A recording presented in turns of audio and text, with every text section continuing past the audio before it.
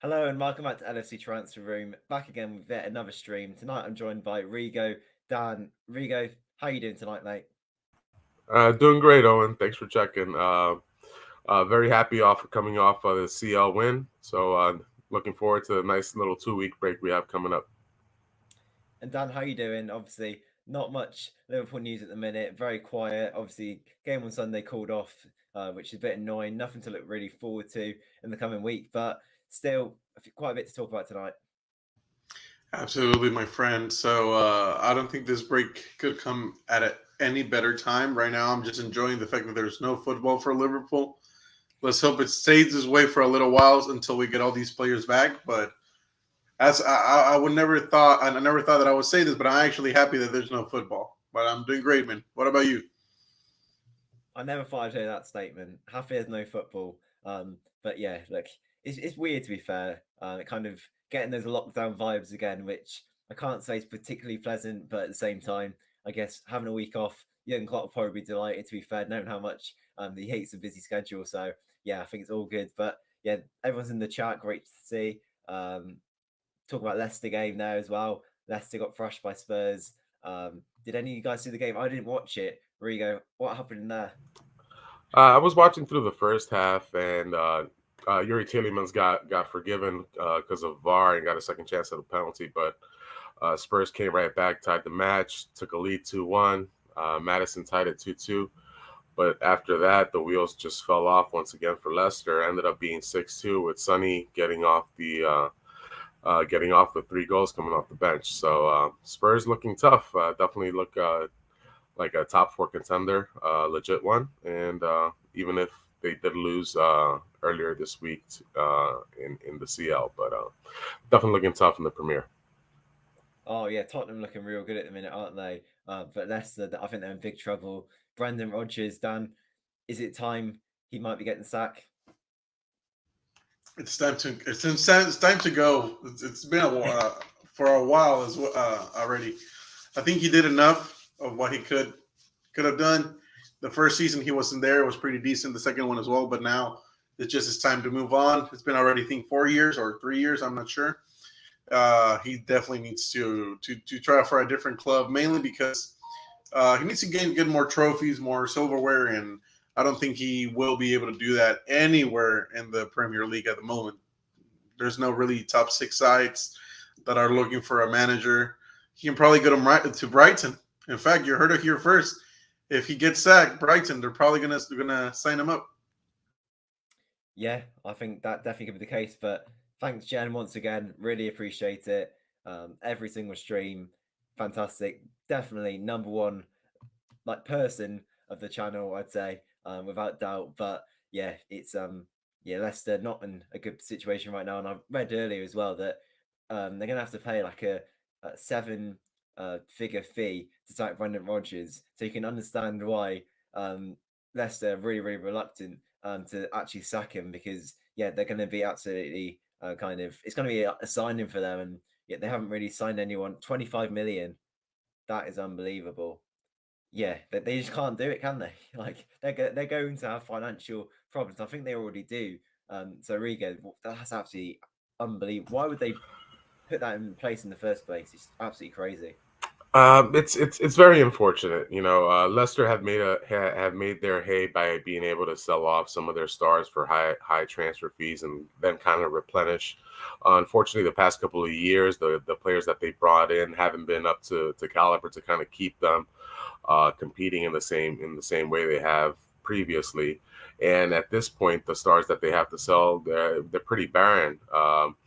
A player of Madison that's so valuable to Leicester, I don't think anyone's going to really try and pony up 60 million for him, 60 million pounds for him, and that's kind of like the PL tax that you have to pay for these type of players. Rumors are though that Kagalar Soyuncu does have suitors and is looking like a name that probably move in January. So at least there they can recoup some transfer fees that way. But the recruitment has been down the past couple of seasons. Besides Patson Daka, who really hasn't taken the PL by fire like he did with RB Salzburg in the Austrian league.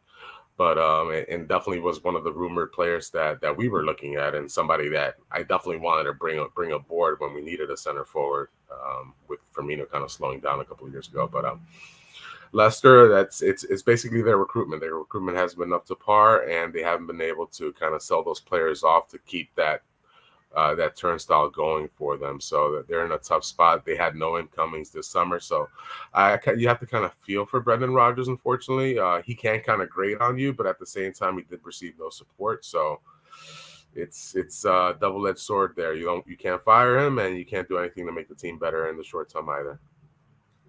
Yeah, they've declined, haven't they, in such a short space of time? Because I remember Christmas 2019, when we were winning the league, I remember they were like only sort of 15 odd points behind us in second place. So you can see how quickly things can change. And now it looks like they're going to be in a relegation battle. We have to be real. Like, Dan, there's quite a big chance at the minute, considering how strong their competitors are, that they could go down.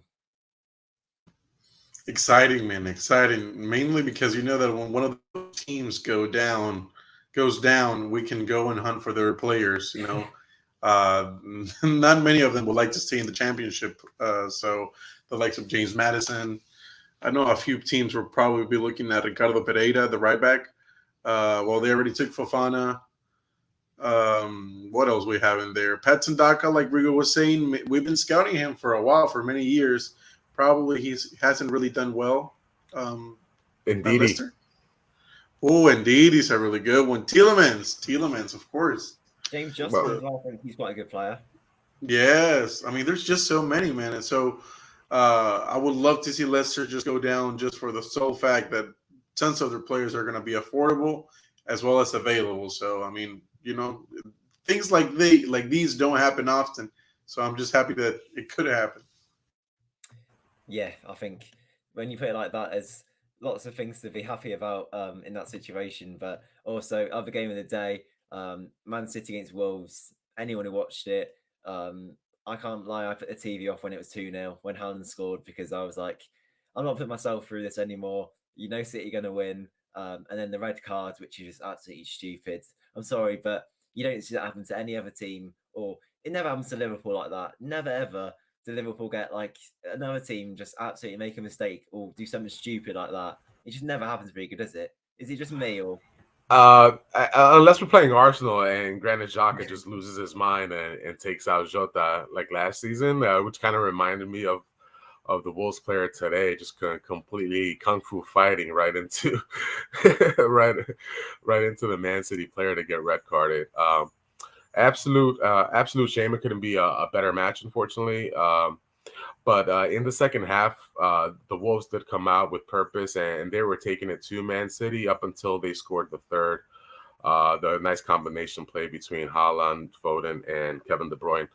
De Bruyne assisted Grealish. Grealish finally got a goal. I guess that's a good return of an investment on the $100 million that they spent for him. But they're looking like a machine right now, and any problems that they do seem to face, Haaland can just come right in and just jump from penalty spot flying in and just stick out his left boot and score a goal. So they're definitely roaring. They look just completely armored for war, and I think definitely we need to make some moves in January to even have a sniff of the PL this season. One thing that I did take from the match is that guy that we were rumored to be going after, and perhaps even next season going after he's proven himself for the Wolves, Mateus Nunes. He's a competitor. He can fly up and down the field, has skill, isn't afraid of sticking his boot in, and I definitely think we missed the boat earlier in the transfer window, bringing him in between 30 and 40 million. I think we could have definitely done that and been in a much better spot. But hindsight is 2020. Hopefully, we do make some moves in January. I think Liverpool's still interested in him, still keeping tabs on him. Make of that what you will. But yeah, potentially move in the future. Who knows there? But yeah, like Dan, I think you said on the channel before that you'd really like to see him come in. He just looks like a really sort of classy player, isn't he? He's got all the attributes of a top player: passing, control. He's got everything, isn't he, that you'd want in an elite midfield. Absolutely. And another thing we do have to recall is that couple of days back, Bruno Andrade from UOL, which is that Brazilian newspaper, came out saying that Jurgen Klopp is looking at Matheus Nunes for a possible transfer in 2023, which seems like a joke, really, considering the fact that he just signed for Wolves, and he signed for a hefty fee of maybe 45, 35 million. So I doubt that he's going to be available on a cheap. We were having this discussion in social media on Twitter with some of the followers saying, why did we have to wait so long for a player of that caliber, of that quality? We've seen his stats. We've seen his analytics and how good he is. I don't think there's going to be any way in the world that we're going to be able to bring Matheus Nunes unless you pay 100 million.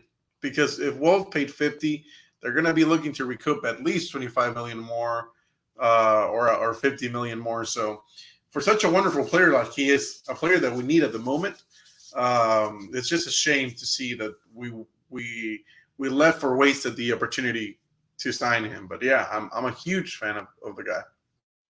Yeah, I think it's an absolute stinker from our recruitment team, if I'm being completely honest. And it's not very often we can say that, is it? Like in the past, they've always been really, really sensible, really good. And maybe Klopp wasn't 100% convinced. And I think that if that is the case, then often Liverpool do think, oh, we'll stay clear for the time being.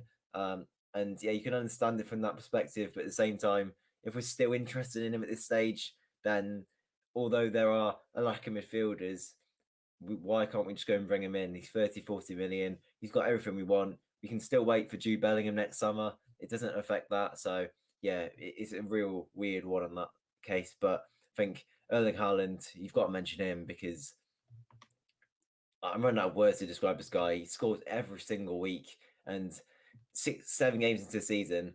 And I think we've already got the player of the year, unless he gets a massive injury. Rigo. Yeah, definitely. He looks unstoppable. He touched the ball once in the box today and scored his goal. He had 7 touches prior to scoring his goal. So he's definitely making the most of his chances. Someone you cannot fall asleep on at any moment. Any ball in the box he has a chance of getting to, either with his head or just jumping and sticking out that massive left foot.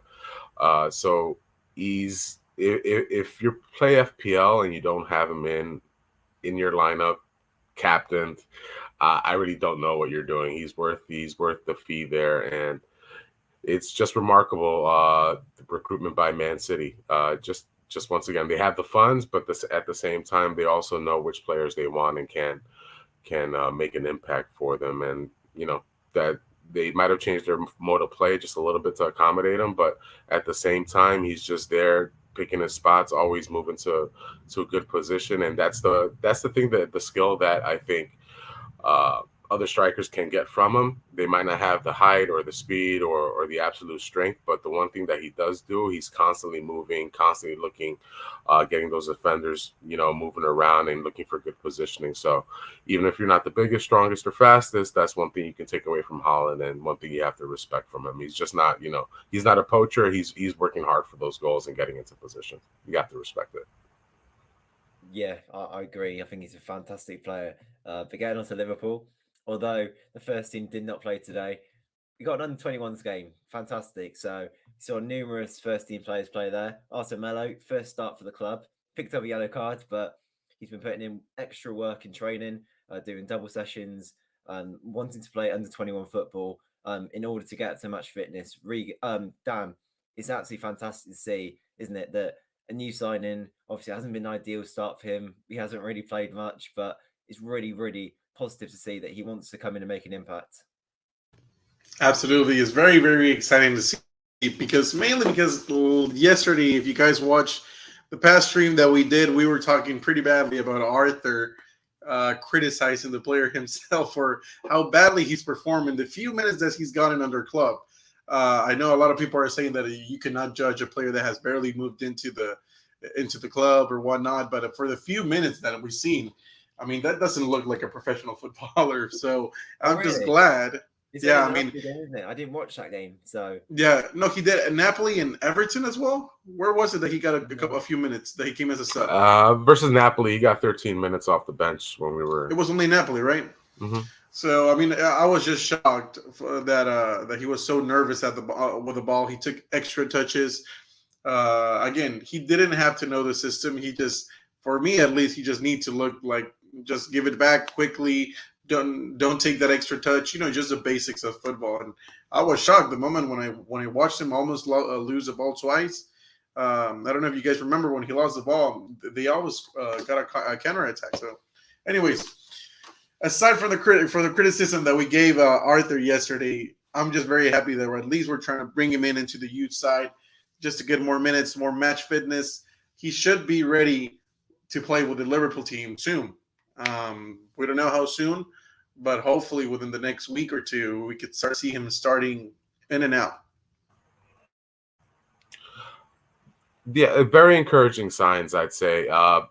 We had those reports earlier in the week where, coming out of Italy and as well as Brazil, saying that we were looking to terminate his loan already in January and send him back over to Juve. But in the days since then, we have reports that he's doing double sessions, doing whatever it is necessary to kind of get acclimated to our style of play and get himself in the peak physical condition to contribute.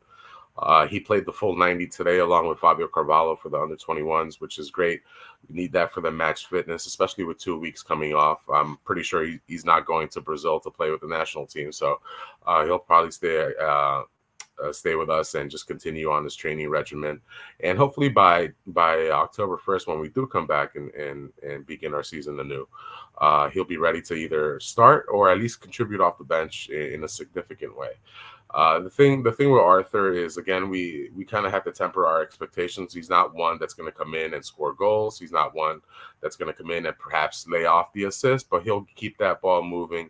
He'll hold on to the ball. He should not be that nervous Nelly that we've seen from Henderson, and he should be able to dribble with the ball, unlike Milner.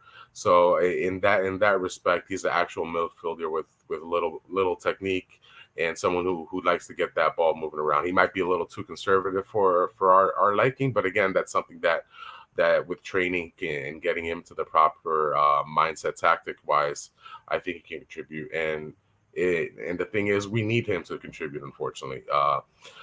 Latest reports are that Curtis Jones is going to be out longer than we expected, along the same timeline as Oxlade-Chamberlain. Keita, again, we can't really count on him. Who knows what his mindset is at this point and whether or not he's ready for it physically. And apart from that, we can't really count on Harvey Elliott and Carvalho to put in those hard minutes in the midfield. They're not natural midfielders by trade. They grew up on the wings, and we can see them more as an attacking mid as opposed to a left or right mid who contribute, on both sides of the ball. So we definitely need him up and running. All of us Reds should be rooting for him to get up and running, but at the same time, also wanting an actual transfer to come in January that can somewhat player that can grow with the team, along the likes of Konate or fellow Ecuadorian Moises Caicedo. Yeah, with Arthur, I just pray he's not another 2021 Wijnaldum. I really don't know what I'm going to do if he turns out to just be this player who's going to pass the ball backwards every single game. Like, I really can't cope with another player like that at all. And I don't think it's what Liverpool needed. So I think since losing Wijnaldum, and yeah, it doesn't sound very nice, but I think Jurgen Klopp, that in that season, last season, we were so much better. We played attacking football, and we kind of reinvented ourselves to play a new sort of style of football almost. So I think it's really, really positive to see that. And now I feel like we've kind of gone back to it. And I hope Arte just doesn't mean we take a step backwards, but time will tell on that one. And Fabio Carvalho, he started the game as well on the same side as well, left wing. And yeah, it's great to see him like not having a serious injury, because when he went off against Everton, we all thought, oh, hopefully it isn't going to be another long-term one. But by the looks of it, he's only going to be a short-term. And yeah, after the international break, we should be able to see him play again. So yeah, to see him get minutes, Dan, he's just been such a bright spark, isn't he? And at 19 years of age, coming in from Fulham in the Championship, he's done everything he can, really. Absolutely, man. Fabio Carvalho is so good. I was not expecting a player of that age to come into the Liverpool side and to go full energy up and running, man. Like he's been so good. He looks so confident on the ball. He looks so comfortable and mature with the ball. I mean, I'm just excited to see what else can happen. One thing that does really maybe worry me a little bit is what's Fabio Carvalho's long-term position? Are we going to be using him as a winger? Are we going to be using him as a 10, which is what he is? Are we going to be using him as an 8? I don't know, but I think this is going to be a very crucial decision that club needs to do, because based on that, you're going to completely transform the future of this player. He looks like a guy that will score goals, but if you play Carvalho as an 8, I doubt he's going to get as many goals. So you're taking away a little bit of his threat ability. So we'll see. It's going to be very, very crucial and important to see what's going to happen next. Him and Harvey, by the way, those both prospects of progressing and developing is just very, very exciting. I think they're both those like elite talents. You know when we see a youngster that that he's gonna be a world-class player in the future. That's what I see on them. The likes of maybe Mbappe. When you see Haaland, you cannot compare them, because Mbappe and Haaland, they were too fast on their progress or in the moment that they went through the world. But I'm just glad I can see Harvey and Fabio doing bits. How many people say? Absolutely love them. Just to add to that, I think what we need to do is just have enough players in that midfield to accommodate when they do play. We can't expect Harvey or Fabio to do. They'll put in the effort, but they don't have that experience and that knowledge yet on the defensive end to be in the right positions or that strength just yet to kind of fight for the ball. So if we do bring them in and are playing in the midfield, we need to have someone who can compensate for that lack of physicality and lack of defensive knowledge. So I think that's where we just need to get better in our recruitment and bring some players in. And the thing that's exciting to me most of all is, again, we this season we have the 5 subs across the board, including the PL, not just in the European Cup. So we can intermingle these players, get them experienced, up and running and contributing, and have all these guys just feeling part of the team and growing along together with those 5 subs. But again, we can't cut our nose to spite our face. We want to give these guys minutes, but at the same time, we don't want to be in a position where we're conceding goals as well. We've been conceding way too much as it is. And unfortunately, it's all part and parcel as far as the lineups that are being thrown out there. Rick, I'll ask you this question actually, because I've seen it mentioned loads of times. Harvey Elliott, I think at least that he's been our best performer so far this season. I don't think there's much question about that. But I've seen a lot of people say that having him in the team has actually made us worse, because unlike Henderson or unlike, I don't know, Wijnaldum, Thiago, that sort of player, he's an attacking player. So it leaves Trent isolated. It means that we're more vulnerable. Do you agree with that? And do you think having Harvey Elliott in the team, as crazy it may sound, we're a worse team for it? I think, though, the reason it comes off looking bad is because, again, the lineups that are being thrown out there. Where in the past you would have had, when Henderson still had legs, along with Fabinho as well as Gini Wijnaldum, those guys could run for days and cover the holes that were opened up by Trent, moving up the right flank or any other players just kind of shifting in their position. And unfortunately, we don't have that at the moment. If you put Fabinho out there, he can only cover so much ground. And Milner, unfortunately, or Henderson, they don't have legs anymore. They haven't been disciplined positionally, unfortunately. In what I've seen, they're always all over the place, leaving massive acres of space behind them that Fabinho unfortunately can't cover on his own. And Elliott, for all the hard work that he does and the running hard, he's not the most fleet of foot. Neither is he the strongest player. And at 19 years old, we can't really expect him to just jump in there and do it all. That's why if you're playing an attack-minded guy on the right side, you need someone to compensate on the other end, especially when you have Trent shifting more and more towards the middle of the pitch. You're just abandoning that whole right side. We saw improvement in that definitely on Tuesday with Matip coming in. I think Matip does a way better job than Gomez in covering those holes, and also offers a different option in carrying that ball forward, which then draws in defenders and kind of, puts them on the back foot as opposed to us being on the back foot with a long ball. So again, he might get pinpointed. He might have. I know there's been a few tweets. He got dribbled past the most, et cetera, et cetera. But again, he's not there to be a defensive midfielder. We just need the lineups to kind of gel together and have enough quality to cover each other's holes, and then we'll be really dangerous. Yeah, I think you summed it up perfectly there, to be fair. That, yeah, as much as I think, and Trent, he deserves criticism as well, because I'm sorry, but he's been very, very lazy and looked kind of unmotivated at times. And yeah, we all know what he can do offensively, and his passing's unreal, and he's one of the best in the world in that aspect. But recently, his attitude has been off, and yeah, I'm hoping that Klopp will sort that out, and I'm sure that they're all very much aware that that is a problem going forward. But yeah, I think having Matip back in the team, I absolutely love Joel Matip and Konate as well. I just think they're both that step ahead of Joe Gomez. Dan, do you agree? Do you think Gomez is kind of just not good enough? Oh man, that's a hard question because I've been trying to answer it myself for the past year or two. Ever since Joe Gomez got that injury, I think it was around the same time with Virgil van Dijk. He just hasn't been the same, man.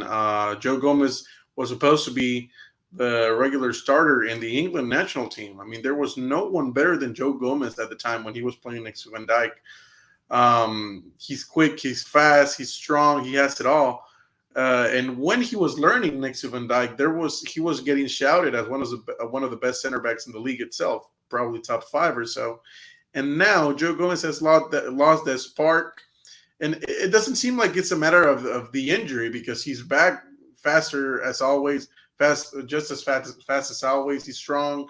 So physically he looks exactly the same as before. But he just seems a little bit unaware of his surroundings. He makes mistakes now. And he's playing next to Van Dijk, So I don't know what's going on with Joe. I guess we won't be – he's still pretty young. Is he 24? I think it is. Maybe. Yeah. The thing is that in the situation that we're right now in, there's no gap or spaces for our center backs to fail. The reason being is because if you fail, someone else is going to come in and take your spot. So the question, in fact, would be who's going to be the regular starter as soon as the international break is over because Konate is coming back. We'll see what happens. A lot of people want Matip. A lot of people want Konate. One thing for certain, though, I just don't think that Joe Gomez is going to be part of those starting two at the back. Yeah, unfortunately not. I just think his career's gone right downhill and injuries are to blame for that. And I think it's taken a mental toll on him. He's now just kind of not looking anywhere near as confident. He looks kind of really nervous, like unwilling to do certain things because he's thinking probably in his head, oh, I don't want to get another injury, really. So, yeah, you can understand his thinking, but it's really sad, to be fair, because, yeah, Joe Gomez, 2019, 2020, he was unbelievable. Like, next to Van Dijk, how many goals did they concede? It was like 20-odd goals in a 38-game season. So, yeah. On the other side of the defence, Andy Robertson, he's got another injury. Well, I say another injury. He's hardly ever injured, is he, Robertson, to be fair. But, yeah, he's got an injury. I think he pulled a muscle in his calf, is it? So yeah, 2-3 weeks out, international break. He's not going away with Scotland, so I think it would have provided a perfect chance for Kostas Tsimikas to play against Chelsea, and I was really looking forward to that. I can't lie, but I'm really disappointed now, Rigo, that we're not going to be able to see Kostas play because I thought against Ajax he was unbelievable. He was everywhere, exactly opposite of what Robertson's been doing in the last few weeks. Yeah, definitely. I feel Costas offers a little bit more an adventuring spirit on that left flank. It feels like he's more apt to take guys off the dribble and look for that cross in or come inside. And I feel he has his deliveries have been more on point than Andy, at least dating back to towards the end of last season. Unfortunately, I think Andy's just has so many miles run on his legs between Liverpool. Playing every single match they possibly could last season, as well as all the heavy lifting he has to do for the Scotland national team. Them not making into the World Cup, selfishly, it brings about a nice rest for him. I'm glad he'll be able to at least recuperate that way. And the way Klopp is in kind of bringing Costas off the bench to kind of spare Andy those last 20 minutes of matches as well, I think he could kind of see it along with the training team that they're kind of running on red at that point.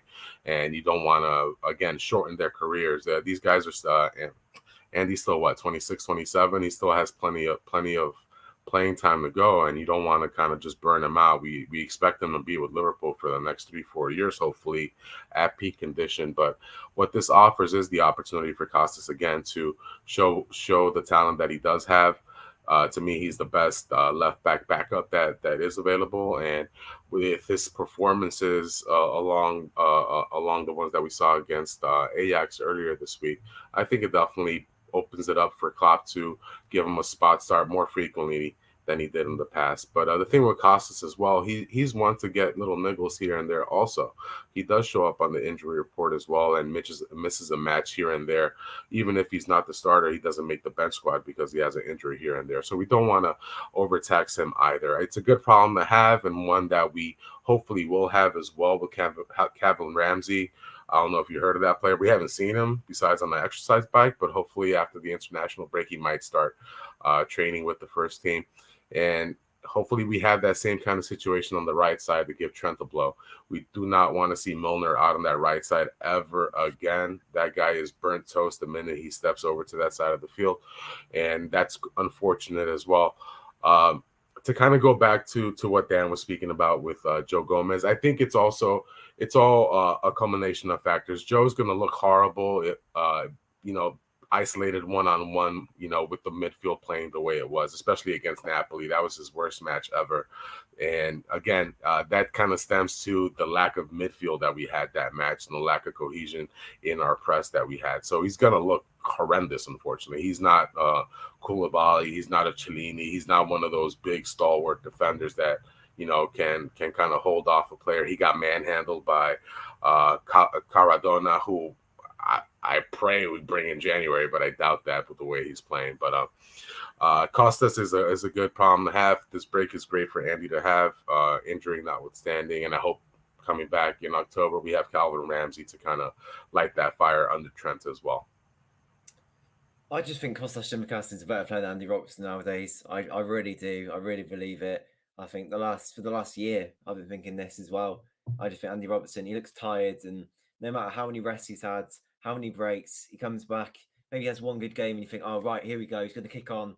I remember going back to 2018, 2019, 2020, those sort of times, pre-lockdown really, like he'd make so many runs going forward. He'd get in behind the opposition defence on numerous occasions each game. It would be happening all the time. And now you just never see it. You never see him in those positions. You just see him, maybe occasionally go up for a cross, and his corners as well are just terrible. So, I still want to keep him at the club, but I think Kostas Tsimikas time for him to get that starting role. And Calvin Ramsey as well.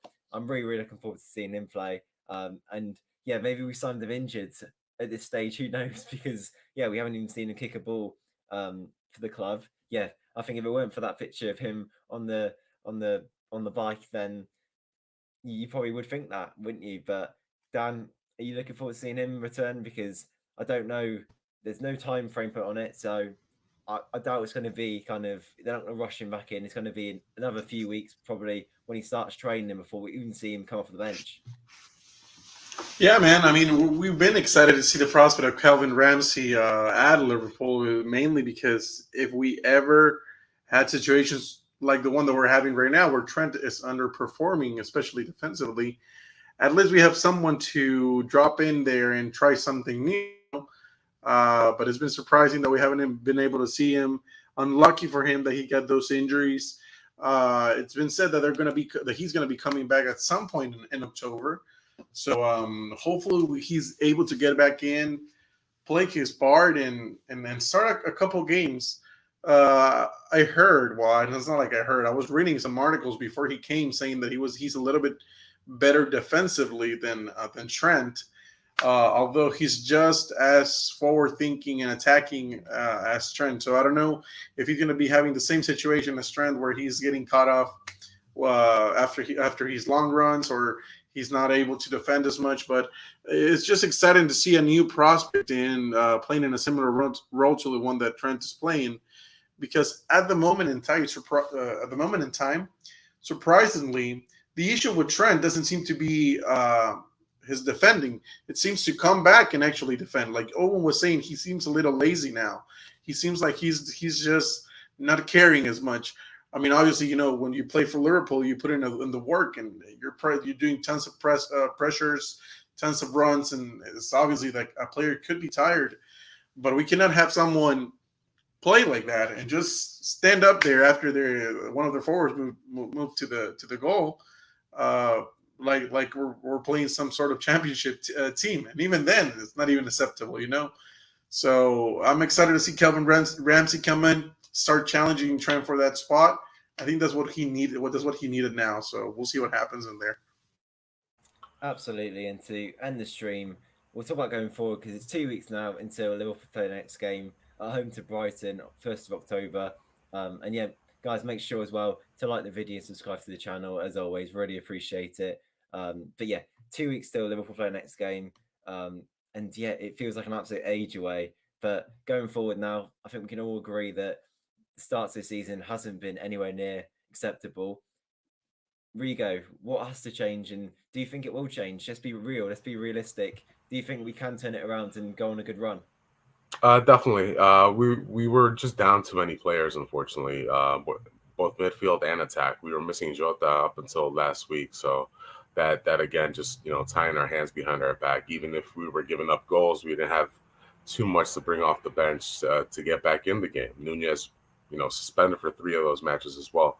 I think there's definitely room to get the ship righted.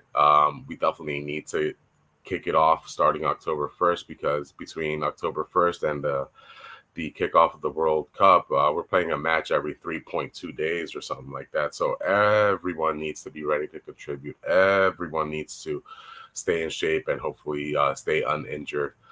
Very good news. Thiago wasn't called up for the Spain national team, so at least he'll have 2 weeks break, full weeks break. And we saw what a difference he made. But that's the thing. We need to be prepared to lose players, but at the same time shift players in the position where we can be successful. I feel we've been a little too slow to the gun to kind of make the changes necessary to at least put us in the spot to win and not concede goals. But hopefully now we can kind of, get this machine up and running and get us into a good spot come World Cup, because we can't really afford to fall too far behind. Dan, we're 6 points behind Arsenal now. And yeah, considering the start we've had, I don't think that's too bad, really. It's still, we can still make it back up. So yeah, I think going forward now, making up those points before the World Cup, does that have a big factor in it? Because come the World Cup, if you're still 6-7 points behind, that's a lot bigger then, isn't it? Really? Yeah, I mean, I was telling a few people this. It's like, I don't know why so many people are panicking, because obviously everybody gets scared at the fact that Liverpool are, what is it, 6th or 8th in the moment. Everybody's going to lose their minds, but results-wise, we're not doing as bad. And just imagine towards the end of the season, if Liverpool keep these amount of losses and draws, we're going to be fine. And I know that there's still chance to challenge for the title. And I know for a fact that Arsenal eventually are going to start dipping down. I mean, this luck has to run out at some point, right? I mean, five wins in 5 matches, ridiculous. But I feel like we'll see them go down. We'll see Man City start to lose a few matches here and there. In fact, they already missed a lot of points, Man City, surprisingly. For the start of the season, already 1 loss, 2 draws, or something like that. There's plenty of room to improve. There's plenty of room to catch up to these teams.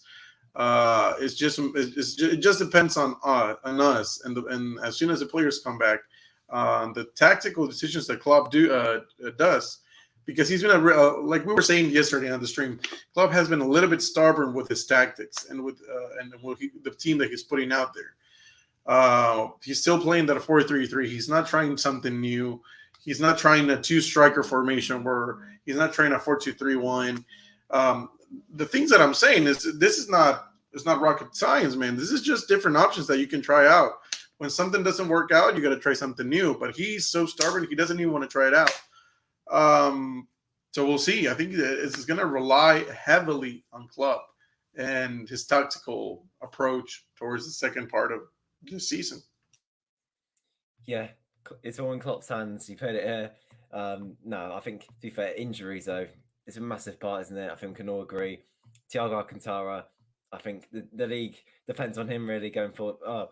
All of our competitions really depend on him, really. Champions League, and then probably even like the League Cup, FA Cup final if we get to that. So, yeah, Thiago's probably our most important player going forwards, which I think that's fairly surprising because last season would have been Salah, Trent, someone like that. But yeah, things have changed now. And yeah, that's the end of the stream for tonight. Thanks for joining. And yeah, we'll see you guys next time. Cheers.